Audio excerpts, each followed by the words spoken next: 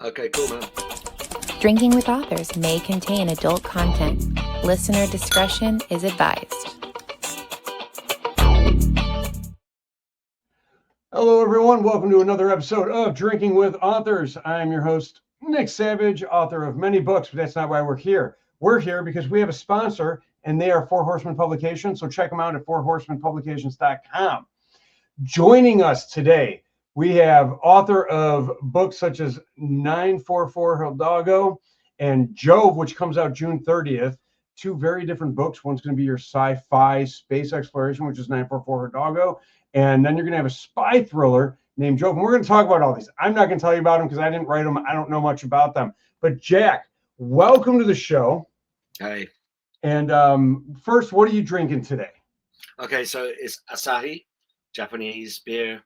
Kind of the best one in a bottle form, I think. Sometimes drink it in pubs, but I'm more of a kind of Guinness man in pubs. I know we talked about the Guinness, and I'm drinking Guinness out of a bottle today, which is a big no-no overseas.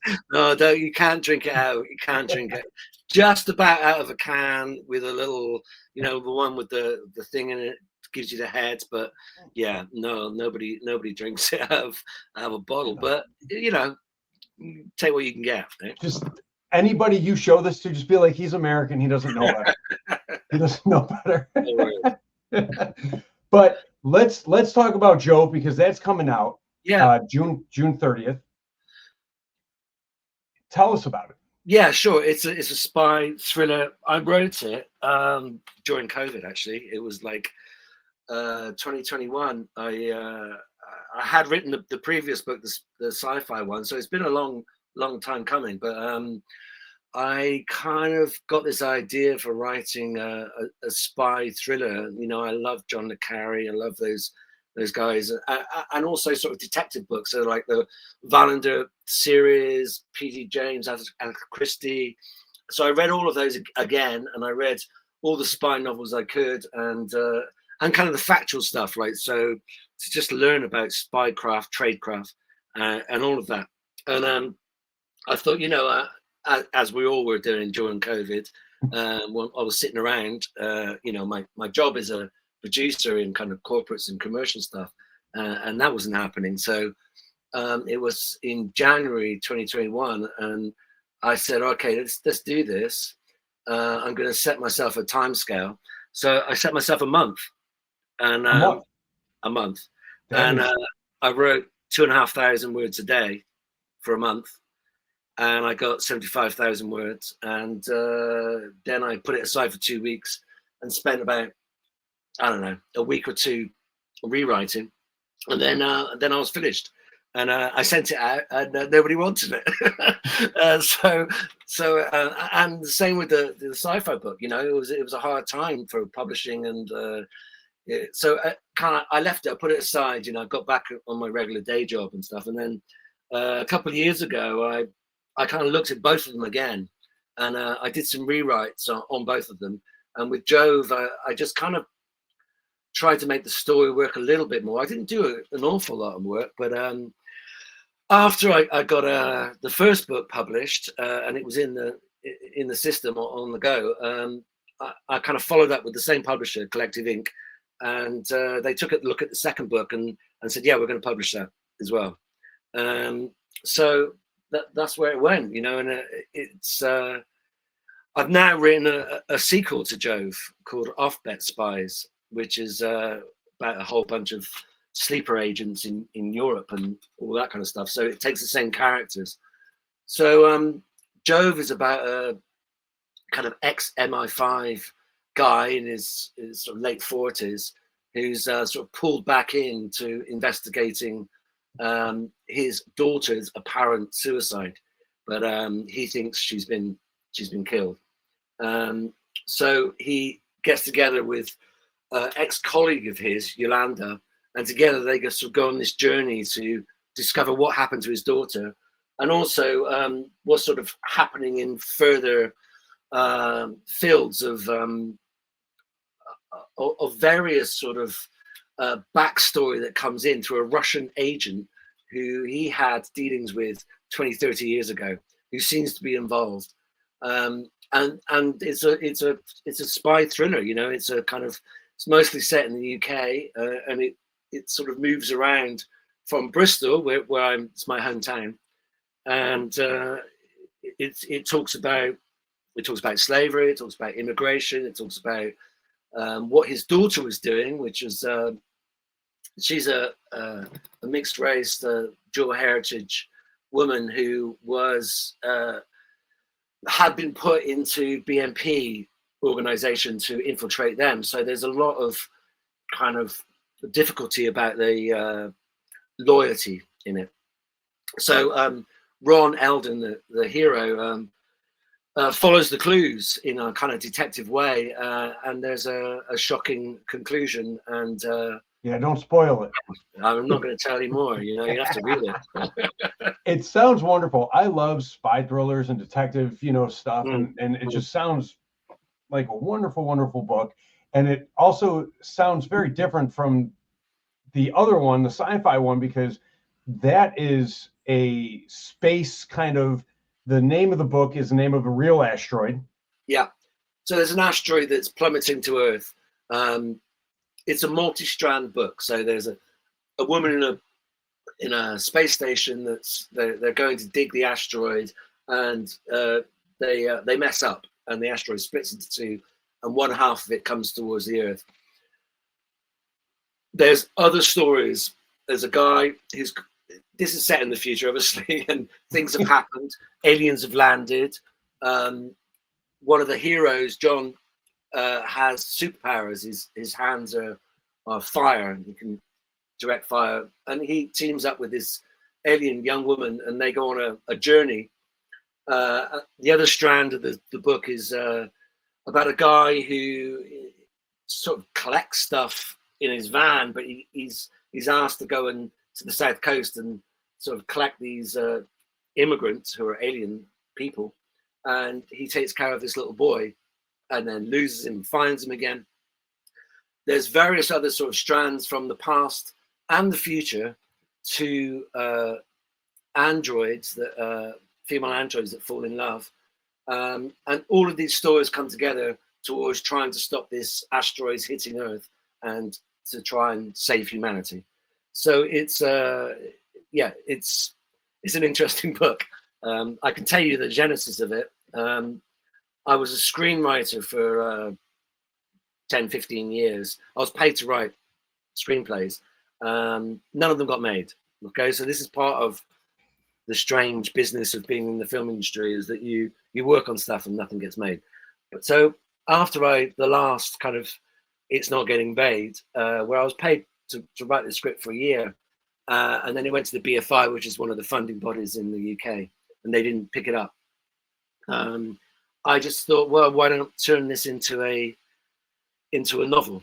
So I went back to the producers and said, do I have copyright on it? And they said yes. And so that's one of the stories. And I changed it to the future, and I took another script that I was writing, and that's how it came about. A few short stories. And I wrote this before COVID, 2019. I kind of started on this journey. I got the first draft down. It took a while. And then I got some help, an author I knew who writes YA books, and she was really gracious of reading it and giving me some notes. And I wrote it again and sent it out to publishers, and nobody wanted it. And it's a game, So then it was only a couple of years ago, I kind of looked at it again and said, look, just have a look at it. And I did a rewrite and kind of made it simpler and more structurally in a better place. And I sent it to Collective Ink, and they said within a couple of weeks, they said, yeah, we're going to publish it. So it was good. It's nice to get that kind of, it's not really recognition, but at least there's some forward movement, and that gave me the impetus to push the next book and then write a third book, which is the sequel to Jove. I wouldn't say it's not recognition, because it is. They recognize that you have something that is, worthy. It's not the recognition that people in, the film industry would consider recognition, but it's your face isn't on every billboard and, side of buses. Do they do that in England where the sides of buses are just plastered with billboards? Yeah, they do sides of buses. Yeah, sure. They've got all of that stuff, but I've never got into this game for fame. It's No. But on the other hand, I'm not an artist either. I just like writing stories. Right. And I want people to read them, and that's great. I've just Oh, talking yeah. to a guy a couple of hours ago. I haven't seen him for years, and I used to write with him screenplays, and he's got another screenplay out there. He's just I told him about this, and he said, it's just great to have somebody to read it. Because with screenplays, they read it and they're like, I love it, and then 3 weeks later they're like, I hate it. It's like, because it's a fickle business, dirty business built on money. And at least if when you write a book and somebody reads it and says, yeah, I really like this, that's more than anything. It's just nice to have your what you want to say recognized and appreciated. Yeah, for sure. Well, here's a question for you from a writing aspect, because I spent a good portion of my early writing years trying to do screenplays. Now, unlike you, I wasn't paid for them, but okay. It's a different monster from writing books. It's much more structured. You have your beats where, this has to happen on page 1, this has to happen on page 3, this, on your 90-page script.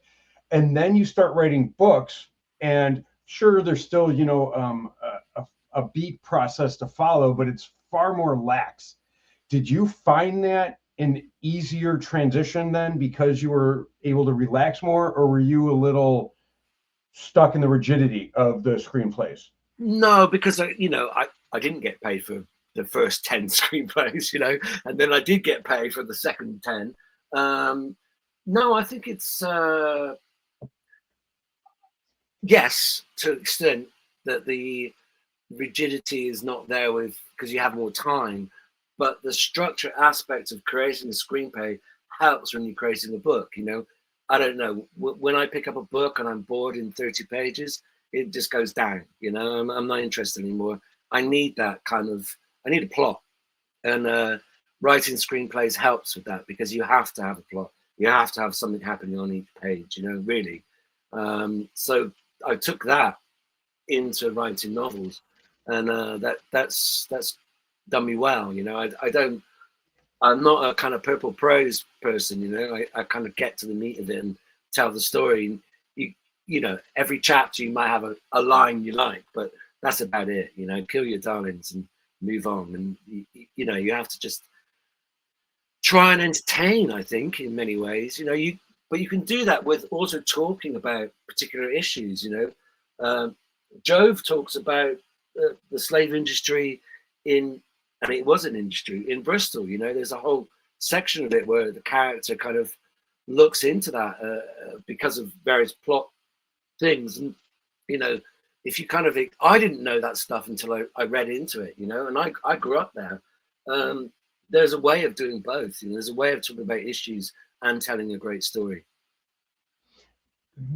There's definitely a way to do it, but you said if you're bored within 30 pages now, do you need the action, or is a slow burn okay as long as it's interesting?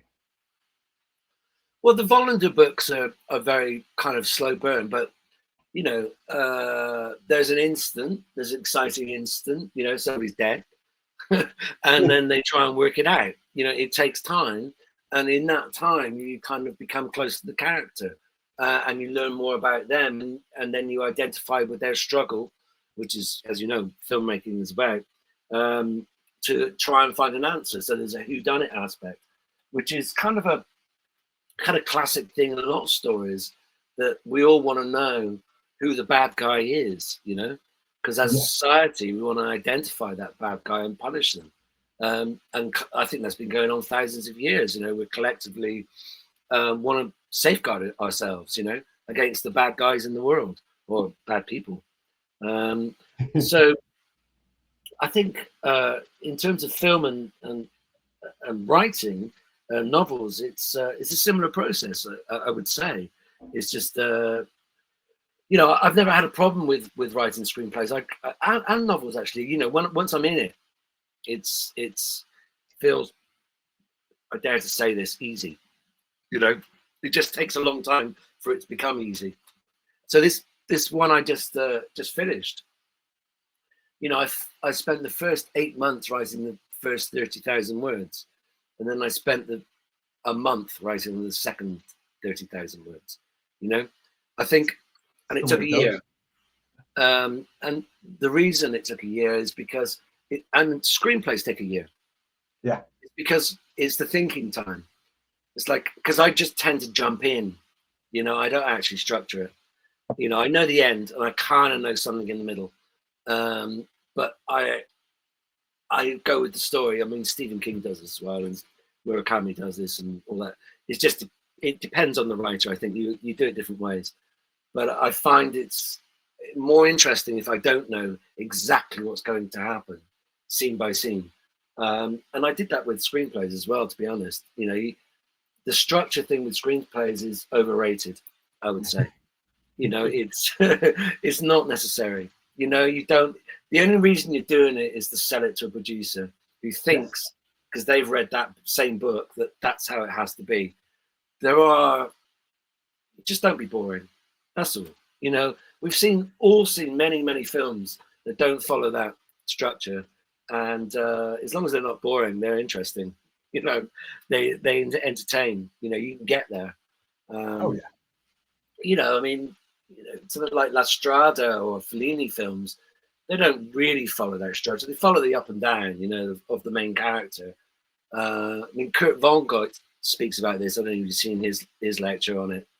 It's all the same story. You just put a protagonist through something where they go up like Cinderella and then go fall down and then they come back up at the end. I mean, it's not that difficult. And I think you kind of do it naturally.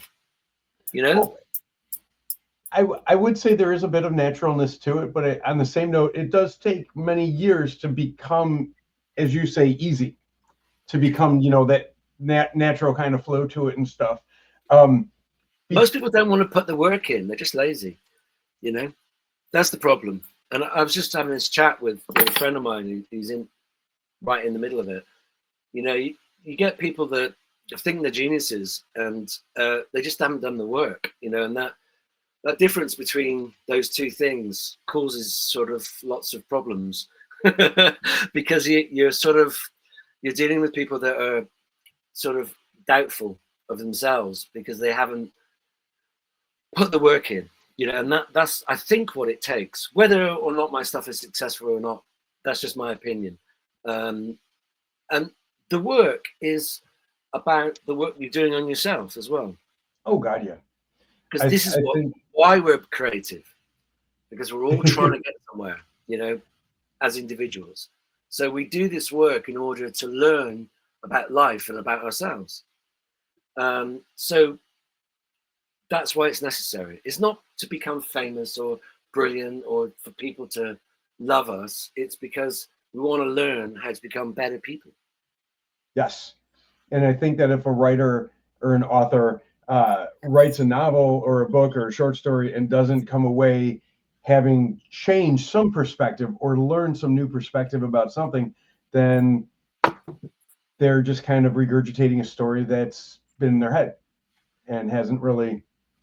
Yeah, I mean, I think probably everybody does once they get into the thick of it. But yeah, I wouldn't put down other people for their process. But for me, that's why I do it. Yes. But look, it can be I think creativity is good for the soul. I think we're all born artists, everybody. Yes. And we all have a different creative approach. And it's good for us. No question for you, because you've been writing a while, couple of years. 13. And you said one of my favorite phrases, which is "kill your darlings." Yeah, John Keats. Yeah. because there are a lot of authors, especially newer authors, and newer writers who feel like every word of theirs is a precious baby that can't be, changed. How did you deal with that in the beginning? Because all authors in the beginning are like, my words are perfect and I'm perfect. And how did you? Well, the writing screenplays really cures that very quickly, because you get notes, and you sit in meetings with somebody. I've sat in a meeting with my, script supervisor and a whole bunch of people, and he's like, I think this line here, I think we've put beat, I think you should put mini beat. And I'm like, really?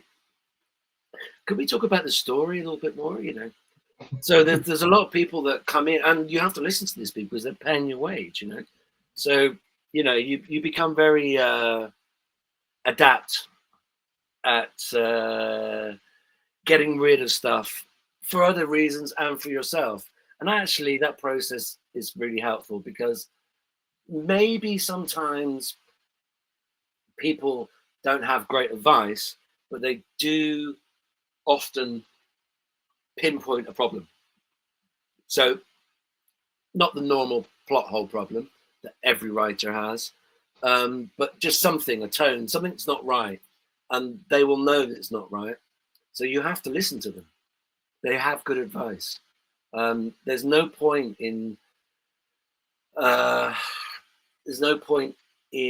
kind of thinking your thing is perfect, or not listening to advice, or not having people that can give you advice. It's all very dangerous.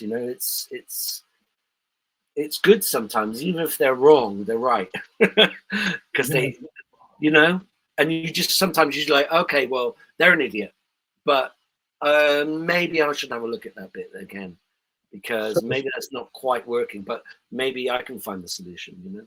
So sometimes people's inability to vocalize why something needs changed doesn't necessarily discredit.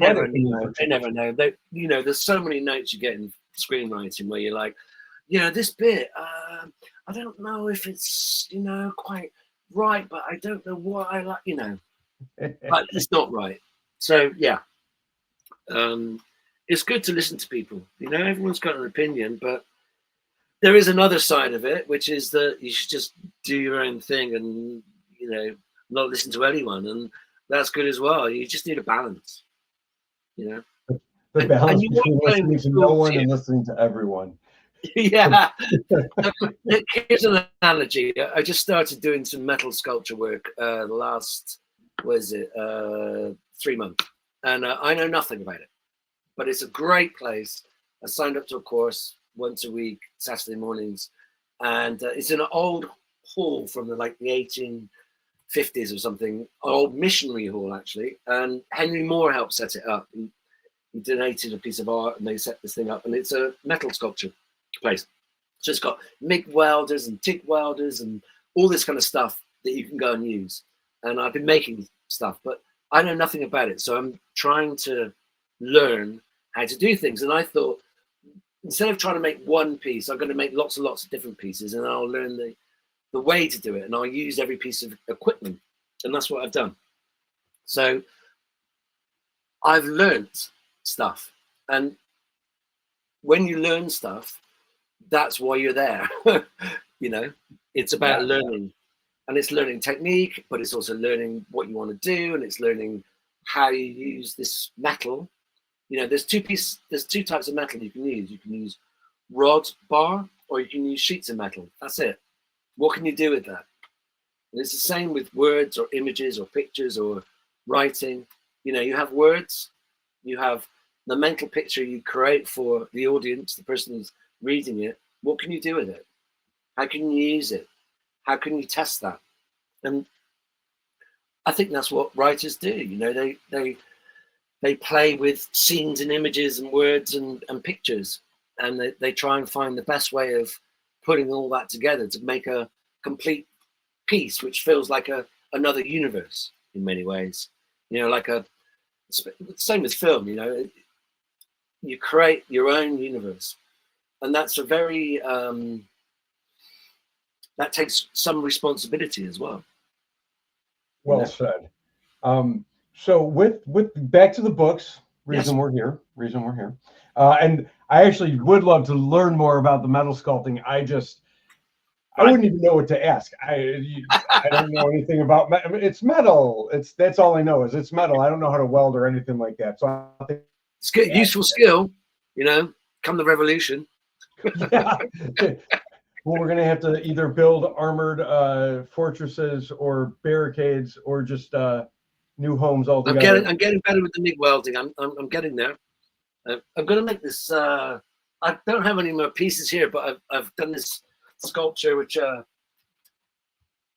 it's a public piece in a churchyard on an old monument, and this is the model for it, which is steel actually, and you tell your wishes and desires into this, Oh, that's cool. and it holds it, and then I'm going to take it to the Thames. I mean, this thing would be Oh, a yeah. meter It's big, huge. Okay. huge, You and I'm made going a to take it tiny to the version. Thames and submerge it and let all these wishes out for people. I know it's crazy, but I just put in a proposal for it. It's going to be mad. Anyway, That's sorry, okay. back to the books. No, that's wonderful. I like learning about things and stuff. How, and you said you're taking that to the River Thames? Thames, yeah. The Thames. Thames. I can't pronounce stuff. I'm from Chicago. I can't say anything Thames. right. There's a church called St. John's. They have a big churchyard there. It's in opposite Waterloo Station, where the big IMAX is, and it's right next to the Thames. So there's a shout went out to say, has anyone got any proposals? And there's 5 deconsecrated tombs, flat tombs, monuments in the front of the church. And they said, does anyone want to put a proposal in, put stuff on there? So I put one in. I think it might go through, and then I've got to build it. The big one. And the idea is that people have their wishes and desires, their prayers, maybe, you know, what we want out of life, all that kind of stuff. And it's about voices, you know, it's quite important to me that people's voices are often neglected, you know, their inner voices, what they really want, what they truly want. And people do this in secret. They can only really talk to, I don't know, therapists or something. I've never done that, but I just thought there's an opportunity for people to speak. There's a hole inside here, you know, and it goes in. You speak your wishes, and it's like a place where you can hold them. And then I'm going to put it into the Thames and let it go on an outtide. And you know, inner wishes and desires are kind of part of writing, aren't they? You know? I think definitely is. Yeah. The Definitely. writers and the audience, because what's great about writing, what's great about literature, is the fact that you're allowed to connect with people. You're allowed, when you read a book, you're like, somebody else thinks like me. You know, somebody else is going through or has been through or thinks in the same way as me, and I'm not alone. No. And that's where you find your readers, is when they have something they can connect with. Yeah, absolutely. You know, when they read a part of themselves in a book and they go, this, I understand what this character is going through, that's when you find your audience, and that's when you get people going, this is a must read. And well, I'm not worried about that stuff, but yeah, no, you know, a conversation can be as good as a novel. You know, exactly. You can change a person in a night. Not that you want to do it, but you know, I remember I was in a bar in Santa Rosa, you know, in Northern California, and I was there doing this film for Sonoma Tourist Board, and it was called Sunshine. It's all about the efforts they do with sustainability in Northern California. I made a whole series of films about sustainability over 2 years. And climate change. It's very interesting. And I was sitting between 2 guys, and they weren't talking, but I just kind of sat in the middle. I was just on my own, as you always are on these things. One guy was an engineer, optical engineer, whatever that means. Another guy was an engineer from Tesla, and he had 8 homes, both American, and they were politically different. Let's put it that way. And you know, I don't know if I brought them together, but we had a conversation, you know. And the guy from Tesla was a really cool guy. But, you know, he had some kind of viewpoints which I was surprised by, you know, about immigration and stuff. And, you know, by the end of the evening, put it this way, he was kind of hugging me in the parking lot and said, I haven't met anyone like you before, you know. I haven't had that viewpoint. You know, I haven't talked to anyone, you know. And yeah, often it's just about a conversation. You know, it's just about kind of seeing somebody else's point of view and seeing where they're coming from. I think conversation has become almost a lost art because of, and I'm not blaming, but I kind of am blaming social media, where everything is done in 7-second snippets and 2-sentence memes and replies, that the ability to have a conversation, because everyone on social media, no matter what side of the spectrum you're on, they're kind of just repeating the same phrases over and over again, and the conversation's not moving forward. You know, there's nothing moving the discussion of whatever is the topic at hand. It's just repeating itself. Whereas it's binary. It's binary. I did a job for a software company that were working on a piece of software for children. I interviewed the teachers that encouraged a more open way of talking about things. So it had a way of starting a discussion, and then people would join into that discussion from different places. There was actually a graph of it. You know, you could see where the discussion was going. And it was, I talked to the inventor of it, a guy in Paris, and that's what he was trying to do. He was trying to encourage a non-binary, not in a gender way, but in a opinion way, of looking at issues from lots of different points of view, but accepting or at least appreciating where people are coming from, you know, because everyone is you know, born or taught or by our upbringing a belief system, you know, and you know, some of life, I think, is about overcoming that belief system, to be freer, to accept other people's points of view and trying to find some kind of consensus that will take us forward. I think no, it does make sense. And I think that you have a very your viewpoint and your outlook, I should say, on life and your desires to be who you want to be is very research scientist, in the sense of the guy who discovered penicillin. He was just doing his job. You know, he was just doing his job, studying molds and bacteria, goes away for the weekend, forgot he left something out, comes back and makes this great discovery. And it's the sense of, in order to achieve greatness, you have to settle for the mediocrity. He was just doing his job. There's nothing great about that. He's just doing his job, studying molds. There's a plaque on the wall in Paddington, in the hospital. I go to that hospital quite a lot. It's just down the road from me. Sir Ian Fleming. There's a plaque on the wall in the office that he made that discovery. London's great for that, you know. You walk around a corner and there's like a plaque, handle lived here, you know. It's a crazy place. I have never been to England. I've never been overseas. I've been to Canada and Mexico, which is very similar to the rest of the United States and very, you know, different. Right, I love Canadians. They're like cool people. Oh, Canadians are very cool people. When I was down in Mexico, everyone I met was super cool too. There was a bit of a language barrier, but I speak a bit of Spanish. They spoke a bit of English, so we made it work. But everyone was just super nice. I haven't been to Canada in many, many years, but I would love to go back. But I want to go to England. I want to go to Ireland and kind of travel some of Europe and stuff. I was told about, and I really wish I had written it down, a pub in London. So that's going to narrow it down.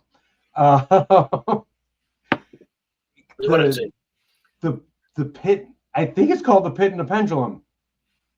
Well, from the story, I think there's a pub named after the story of the pit, or maybe it was just the pendulum or half of the title. But I hear so many good stories about London, and my only exposure to anything, you know, from overseas is like what you see in movies like Notting Hill or Midsummer Murders TV show, you know. It's not really like that, you know. It's a very kind of narrow view. Imagine you kind of only watched, you know, I don't know, Pretty Woman from, you know, and then that's what America's like, you know. London's a melting pot of, it's like New York, of people and opinion and you know, everything. And you know, we don't all go around in top hats and monocles and, you know, no, I have done a bit hell of up cabs, you know, and all that kind of stuff. You know, it's like any other place. Everyone's the same. Let's be honest about this, you know. Oh no, everyone is the same. And the more that I think people, you know, study history, especially if you study a certain aspect of history, like say I was a musician for a number of years. So like studying the music scene in London, especially the underground punk scene and stuff of, you know, the 70s and the 80s is a huge eye-opener to see not only where our trends came from, but also to see the similarities between, you know, both of, you know, everyone, and to know that, you know, it's not all top hat and monocle wearing. I would actually think I would be very shocked if I were to visit and to see even one person in a top hat and monocle nowadays, because it's so old, you know, such an old school. The big difference, I suppose, it's not, there's a legacy here, you know, and there is a class system, and it's difficult, it's tricky, but you know, every country has the same kind of, you know, hierarchy and stuff. It's just, you know, there's a small percentage of people. There's 50 families in this country that own half the wealth, you know, and that's a problem. It has been for about 1,000 years, and that creates a kind of turmoil in people that have never really acknowledged that, and that's why this populist kind of thing we've got at the moment, you know, and I know you have as well. A lot of countries have. You know, that's what people grab hold of when they're desperate about living standards not going up for 20 years, you know, and it's a you know, it's a throwback. That's all I can say. It's like the last dinosaurs are just dying, you know, of stuff that happened in 1930s Germany. You know, it's the same crap of people pointing at somebody else and saying it's their fault, because they just don't want to acknowledge their own part of a system that's built up for all that time, which they are part of. And you know, we'll see, but you know, things shift and move. We've got a lot of shifting in our sort of government at the moment, but you know, we need to support each other and accept each other. Of that story I told in the bar in Santa Rosa, what the guy said to me at one point was, the problem with immigrants is that they don't care about their families.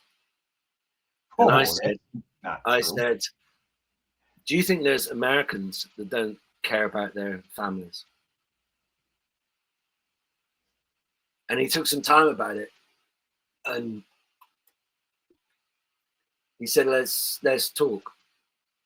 You know? And I was like, yeah, let's talk. Because, I think, you know, there's lots of opinions, and they're false. You know, everybody cares about their family. Everybody cares about their family, and there are always exceptions to a rule. You know what I'm saying? And, sure, there's people out there that are vicious and horrible and hatred, and that was my point. You know. Yeah. You know, there's Americans that are, there's immigrants that are, and there's, you know, there's awful people everywhere. But generally, you know, people care about their family and they care about each other. You know. Yes. If we can move towards that's where we should be going. That's what my books are about. I'm going back. Yeah, go back to the books, please. Yeah.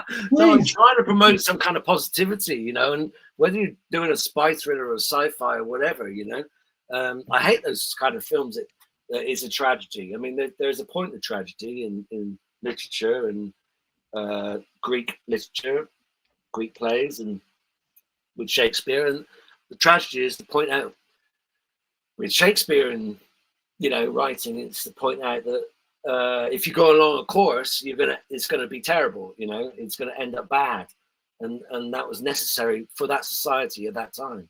And Greek tragedy is actually worse in a way, is that you didn't do anything wrong, but fucking shit happens. It's like, Oedipus, it was an accident. He killed his father. He slept with his mother, but it's not his fault. But it's a terrible world, and he got punished for it. So there's no moral understanding or learning in that. These days, I don't know. I mean, it's like, I think you have to kind of push for a positivity in outcome, in what you do. I mean, for sure, highlight problems, but, have a hero. I think we're in need for heroes. I think the world has long needed a hero, and someone that can be looked up to in a positive way. And people, there are associations with words, and sometimes the associations almost ruin a word. People like the word great, righteous. Great can be just a scale of things. It doesn't have to necessarily mean good or positive. Righteous, you had the word indignation next to it, and all of a sudden that righteous goes from a positive to a negative. But I think right now the world has some righteous leaders that need to really kind of be taken down a notch in terms of their ego, without saying anything that'll get us flagged. For sure. I do want to come to America at some point in the future. It would be nice, I would love to have you over here. I would not suggest now would be the right time. I don't want to go in handcuffs, It's the 6 week.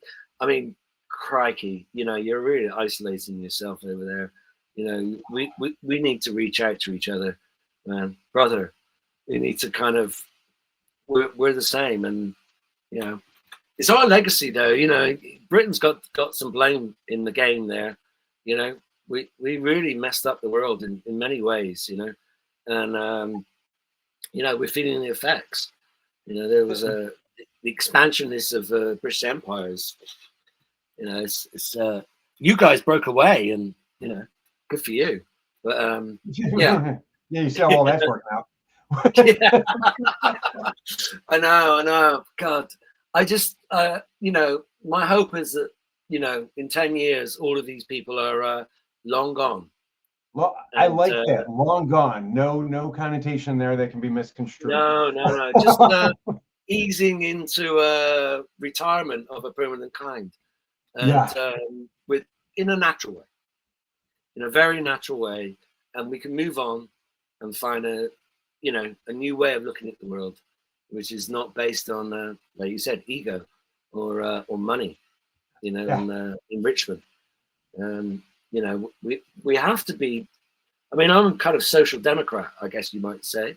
So, I think, there's ways of taking care of people. When you create a society like we did a few thousand years ago, and we still continue to do, and we have a democracy which allows us to create a society continually.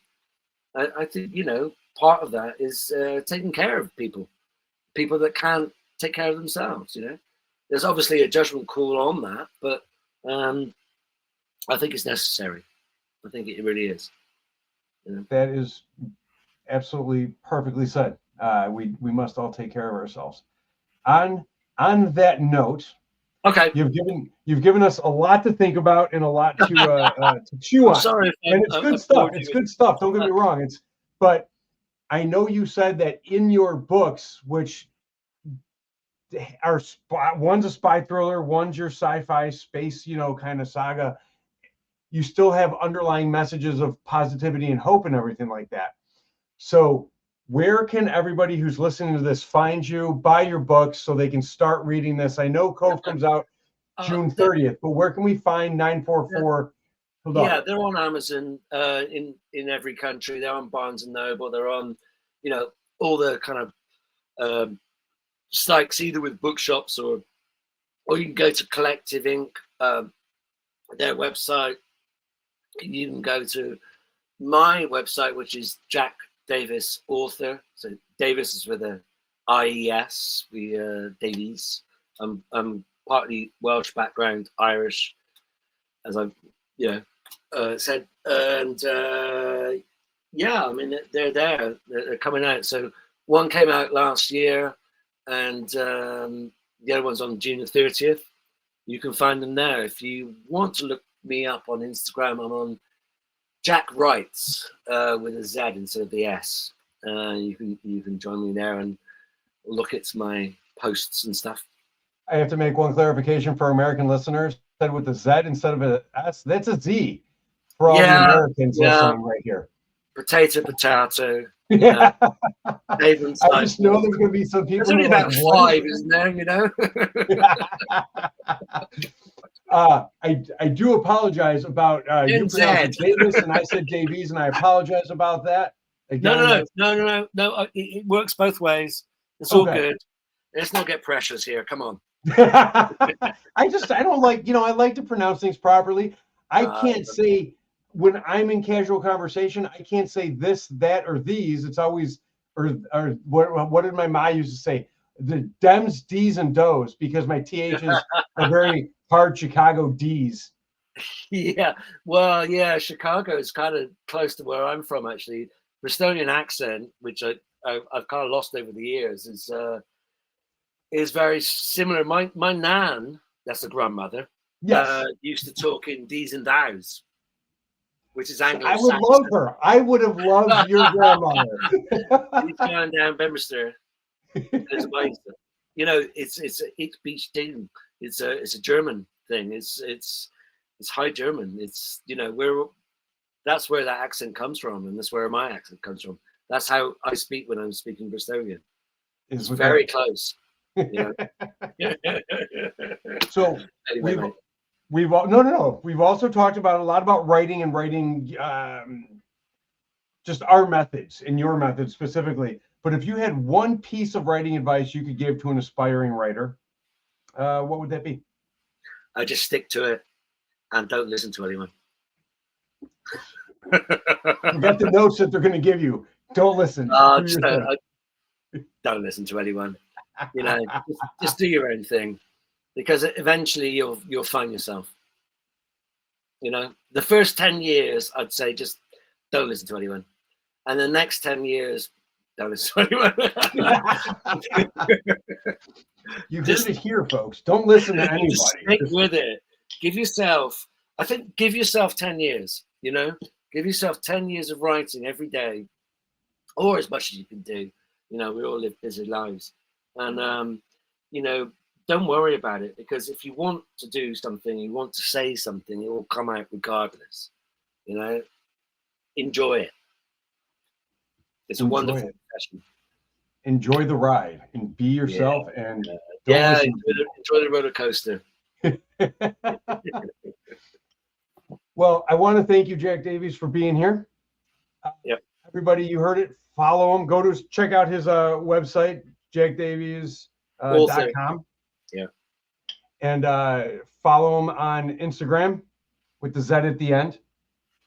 And I'm going to start saying that. I'm going to bring English alphabet over to America. Bring it back. Yeah, I'm going to bring it back.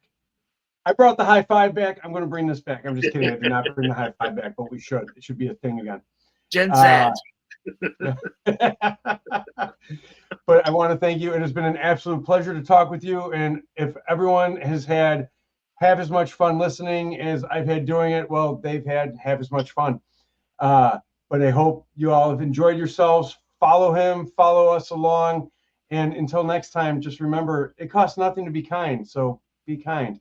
I'll see you then. Jackskysea.